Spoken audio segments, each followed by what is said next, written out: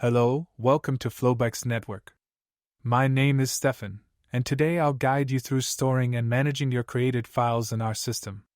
Let's get started with our recording stage. You'll find two buttons, one for videos and one for audio recordings. Click the video button and select some files. Now, look at the container with the added videos. You have several options for customizing your files to your preference. First, you can rename the file. This helps you organize and distinguish everything you've recorded throughout the day.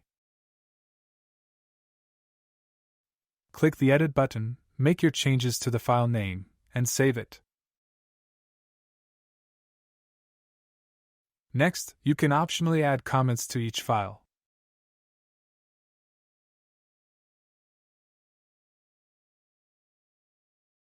By clicking the plus button, you can associate a scene with each file, which is useful for post-production.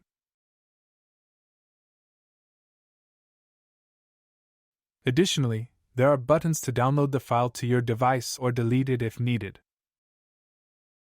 That's it. The process for storing audio files, sounds, and visual effects works similarly. Each stage performs the same functions but is categorized to keep film-related work separate from other activities.